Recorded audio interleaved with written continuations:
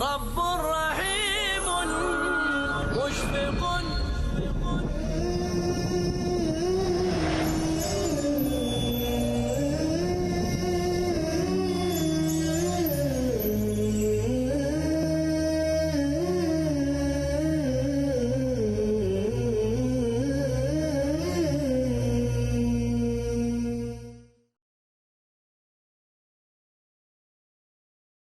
Bismillah ar-Rahman ar-Rahim. Assalamu alaikum rahmatullahi wa barakatuh. Welcome to another episode in this series, the Dawah Ilallah, and how to be effective in calling people to submission to the one true God, Allah Ta'ala. And we've been looking at some of the characteristics that a Da'i should have. And now we're looking at some of the characteristics that he should have, and we're going to look also at some of the characteristics he shouldn't have, the do's and don'ts of the characteristics that a Da'i should have. And we've spoken about the fact that he should be a person who is one who believes in what he's talking about. He should be a person of prayer. He should be a person of patience. He should be a person who spends money wisely for the sake of Allah. That he is careful where he spends his money, where he gives his money. That he does the investigation and looks at where that money is actually going to be used. That's going to be used for the sake of Allah. And it's not going to be used for, sometimes we give money and we find out it's going nowhere where we thought it would go. The next point we looked at is that everything that he does, it must be a just and a good cause that he's doing it. He must do things for the sake of society to make it a more just society, a better society. And that he has to make sure that he safeguards the rights of those people in his community, those that fit in with the teachings and legislation of Islam. Obviously, if they're haram teachings like legalizing marijuana or legalizing gay marriages or legalizing this, obviously that he won't going to go stand for those things.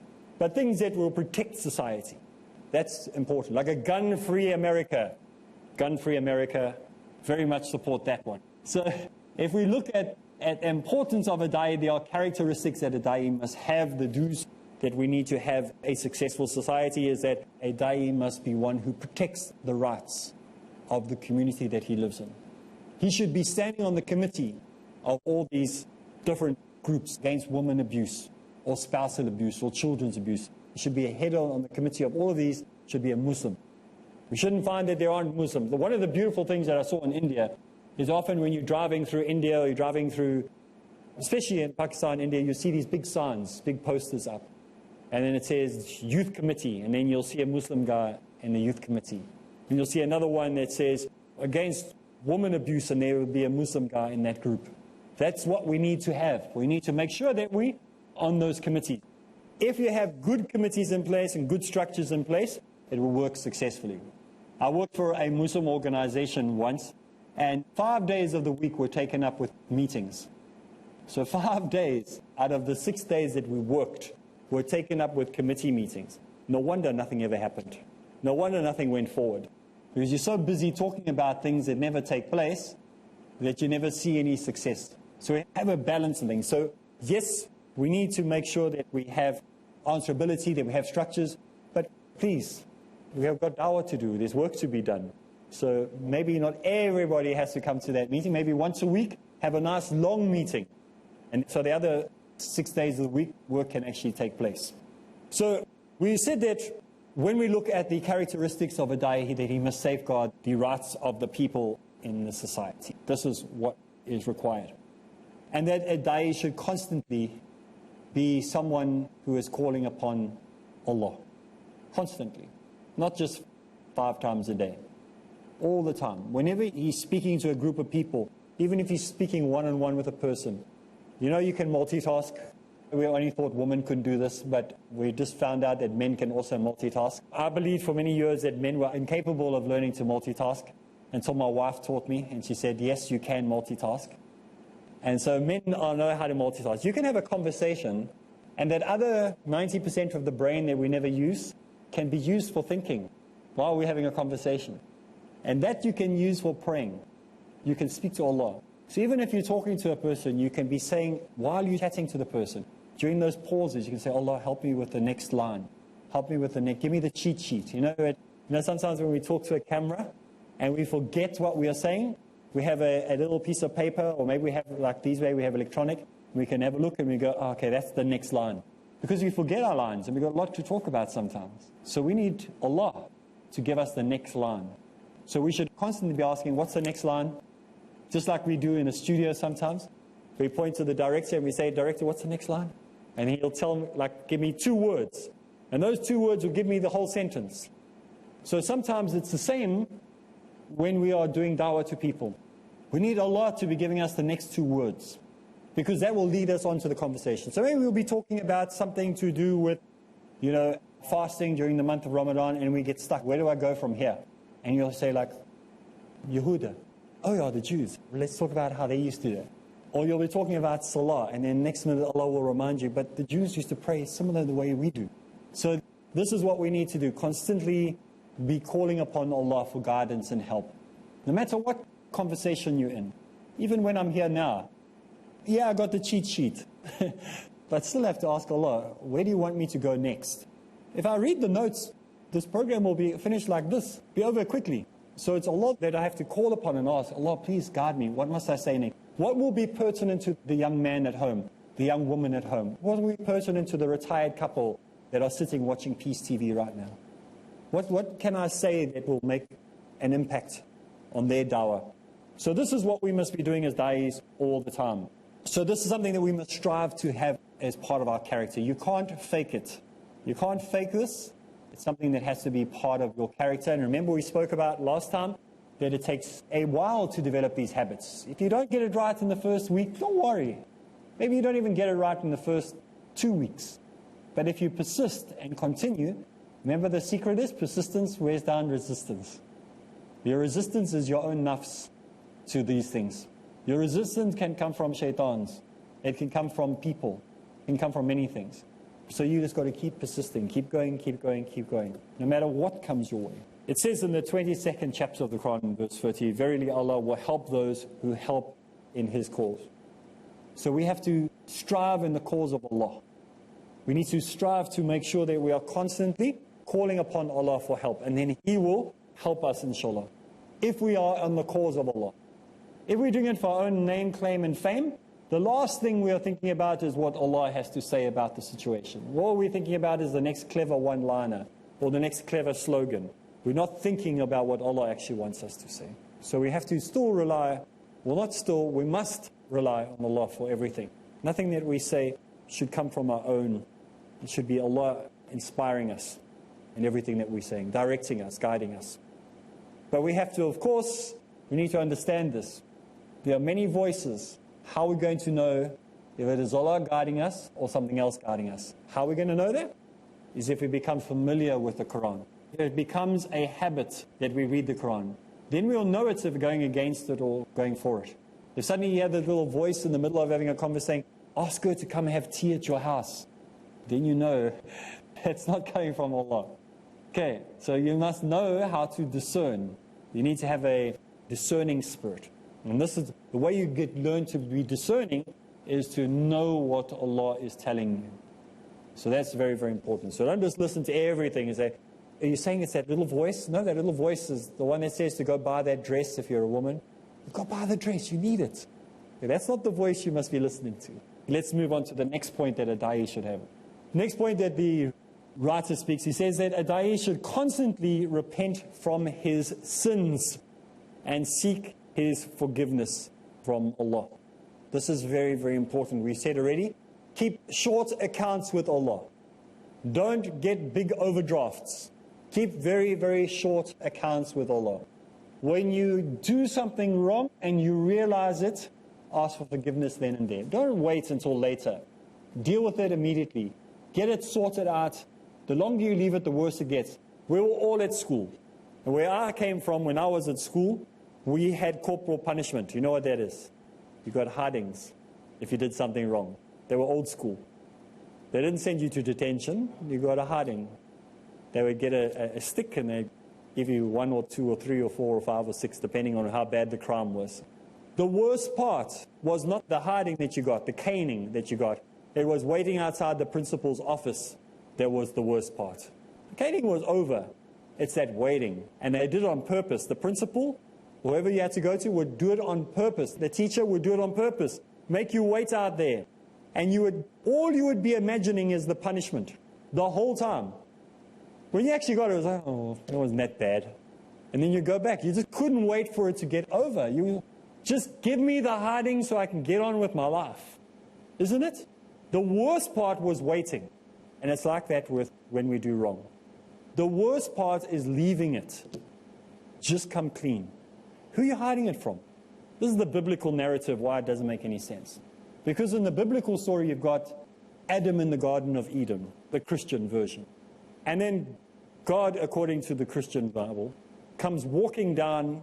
Obviously, I don't know how he came walking down, but obviously he came as a human or whatever. And he comes walking and he goes, Adam, where are you? He's looking for him. He can't find him. Doesn't know where Adam is. So, according to the Bible, God does not know all things. And the second, he didn't know he ate the fruit, the thing that was forbidden for him to eat. These are two things that God was unaware of that day. The Creator is unaware of stuff? Not possible. But that's for stuff for the comparative side.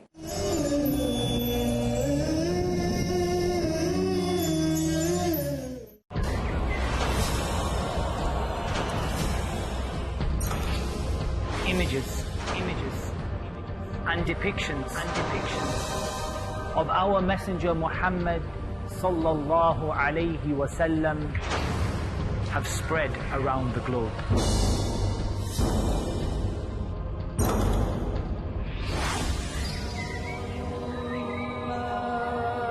May endless blessings be upon thee.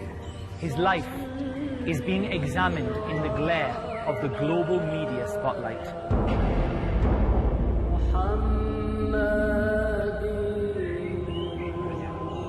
It is the duty of every Muslim to present to the world the truth of his life and the excellence of his character. And we have not sent you, O Muhammad, except as a mercy to the universe. To do this, you have to know your Prophet. It's something that you simply can't afford to be ignorant of. Oh Allah, send your peace on your slave Muhammad. Study the exemplary personality of our Prophet, peace be upon him, which attracts people of all faiths and nationalities in Know Your Prophet, peace be upon him. Every Tuesday at 8 p.m. and repeat telecast at 8:30 a.m. UK on Peace TV.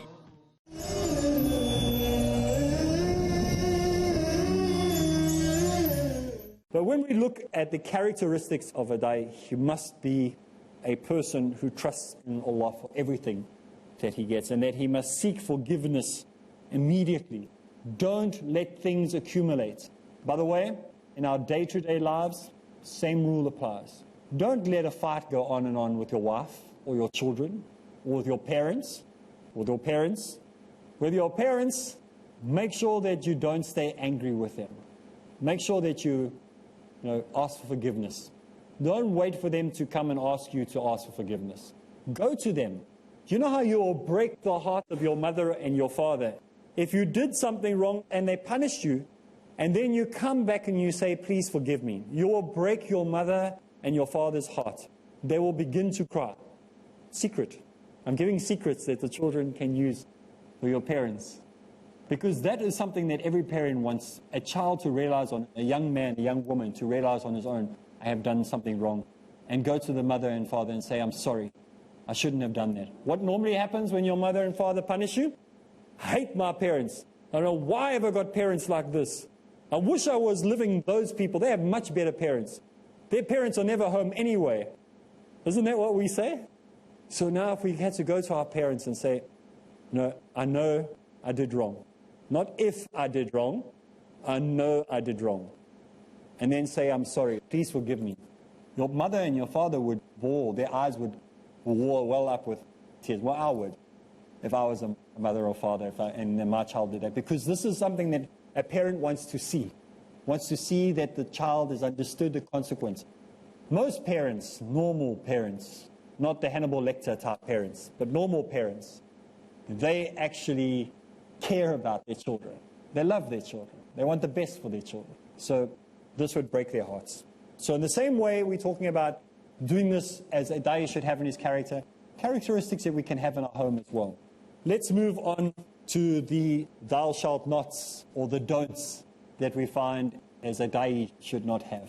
These are things that this writer or this book, Dawah Ilallah, he brings out different points on what a da'i should always avoid when doing dawah, or when calling people to submit to the one true God. The first point he raises, he says, a da'i should not take part in the discussions if the verses of Allah are being ridiculed. When somebody begins to mock the words of Allah, you do not laugh and joke and sport with them. You don't engage with that. You stand firm and you are strict. You know, sometimes when we talk to Christians about some of the ridiculous things that you find within the pages of the Bible, they will even laugh. They'll laugh and say, yeah, it's one of those verses. We don't know how it got there. We would never do this, because we don't have that same relationship with the words of Allah that the Christian has. The Christian knows this is a dubious book, their book. We know that the Quran is not. It's not a book of question. It's a book of answer. So we don't go to it questioning what it actually says. We know what it says. It's reliable, 100%. Not 97.6% reliable, those other three verses that we don't mention, those are the ones that are not. No, 100% reliable. Whether it suits you or not. I spoke to a brother yesterday or the day before, and he's a revert to Islam, youngster, young man in Islam. And he brought up the issue of dogs. You know, Muslims' favorite topic, dogs. What is our relationship with dogs? And we can't change what the rulings are to suit ourselves and say, well, because I love dogs or because I like dogs, I'm going to change the rulings. The rulings are the rulings. We have to accept them whether we like it or not. We're not Christians that are going to reinterpret and rephrase and repackage things to suit ourselves. We're Muslims, those who submit to Allah. That's why we must keep reminding ourselves what the word Muslim is. One who's practicing submission to Allah. If you are practicing to be a high jumper, or if you're practicing to be a show jumper with horses, or you're practicing fencing with swords, you don't question your trainer. If your trainer says you're going to do another half an hour workout, you don't say to him, I don't feel like it, because you'll find yourself without a trainer. Or you'll find yourself losing in the whatever you're going to be taking place, so whatever sports event is going to take place. You won't win. You will be a loser. You'll be counted a loser. In the same way, when we as Muslims are told to defend Islam, and we call ourselves Muslims, those who practice Islam, as someone practicing, we have to listen to what our coach is saying. Our coach is Allah, because we are the practicers of that. So we have someone teaching us how to practice. And so when we practice, we have to do what it says, whether we like it or not. We can't remake it and retailor it and reshape it to suit ourselves. Then we can't call ourselves the successors. Then we must count ourselves amongst the losers. So it's serious that we don't get involved in these arguments. I have a brother that I know who once started ridiculing many of the hadiths, started running them down, and he's a Muslim. And so I refused to speak to him. I said, I cannot have a discussion with you, I can't talk to you if you are attacking what I consider to be authentic. Not what I consider, what we consider as Muslims. So you have to be very, very cautious that you don't indulge in false conversations that are attacking Islam in that way. If somebody says, you know what, we Christians, we're going to have a special day where we're going to have burn the Quran day. You can have conversations with it, because he's a nutcase. He's not attacking a specific thing in the book. You can burn 1 billion Qurans. We'll just write another 1 billion. Because it's in the hearts and the minds of people. You can't destroy it. You can burn all the Qurans in the world. It's not going to do a thing. You're just going to have a lot of fire. Allah is not harmed. You're not hurting Allah in any way by destroying the Qurans. You're not hurting Muslims by burning the Quran. You're just wasting a lot of paper and a lot of matches and a lot of fuel. The Quran lives in the hearts and minds of the people. We just rewrite it. If every Bible in the world was destroyed tomorrow, then that would be the end of Christianity. You could basically just put a stamp and say, finished, over, done. You can take all the Qurans in the world and burn them as long as you like. You just rewrite them tomorrow. Because it just goes on and on and on. Because it's written in the hearts and the minds of the people. Very different. So when some crazy in America wants to burn Qurans, he's an idiot. Let him do what he wants. He had to buy the book, which means he gave money to Muslims in the first place. So let him buy one and he can burn every year. He's an idiot. He doesn't know any better. You understand? We must be cautious of going overboard about the thing. It's far more important that it's been written in our hearts and our minds. Now, many people that are screaming and shouting about the burn the Quran day, I debated the guy. I thought he was crazy. And I told him he shouldn't be doing what he's doing. But most of the people that are complaining about what the burn the Quran day guy is, they've never read the book themselves. So how do they know that he shouldn't be burning it unless they read it? So the Muslims need to read their book. Then they can defend it. So it's not the black and white letters. It's the meaning. It's the spirit. It's Allah that is more powerful than whatever matches you might set to a few pages. So that's the most important thing that we need to understand. So we cannot be people who allow people to mock or destroy the words of Allah and participate in that and indulge in that and laugh at that. That is a number one, not permissible. 2, the next point that the writer brings up, he says, a da'i should not degrade himself. On the other hand, he should be dignified. In other words, he should not degrade himself. He mustn't be a person who gives a bad impression. Not that Islam needs adverts, but we are the adverts of Islam. What people see in you and I is what they're going to believe about Islam. When they switch the television on, and this has always amused me, when they switch TV on and they watch something happening in Iraq or something happening in Palestine, you'll see that one crazy Muslim who's burning the American flag or burning the Israeli flag and jumping on it, and all the cameras on that one crazy. But they forget that there's another 5,000 or 10,000 people there they never went and interviewed. So we mustn't be that guy that's going to be caught on camera doing that. We must be the guy speaking to the journalists, explaining why we are on this march in the first place.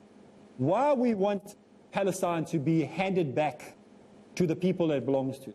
We should be making sense when we speak. Not the screaming guy, the crazy weird look that everyone's seen. Another one screaming, ah, running. That's the one the journalists use every single time they want to depict a crazy Muslim. Where's the clever, smart, intelligent Muslim? And you know what we found in the South African situation? The guys that are doing all that craziness, pulling down fences on the marches when we have Islamic marches or whatever, or burning flags, that's the guy you've never seen in mosque. That's the guy you never see during Ramadan. He never comes to any of the activities. He's the one with the least amount of knowledge. And that's the one the cameras are looking for. The guy who's going to make a joke of Islam. So if you're an organizer of these marches and these talks, don't just have the guy with the flag saying, okay, come to the left, come to the right. You need spotters inside the crowd. They come to the guy and says, no, no, no, no, that's not acceptable. If that's what you want, move. Chase him home. Send him home. Because that's what the journalist is looking for, the crazy guy. The journalist must find the normal guy. Everybody should be normal, that he can get a coherent word out of him when he asks him. See, we have to be careful on the character that a da'i has and how we project ourselves in society. Well, that's all the time we have for today, so you're going to have to join us again. Same place, same time, where we talk about how to be effective in calling people to Islam. So for me, Areeb Islam, and all those here, Assalamu alaikum wa rahmatullahi wa barakatuh.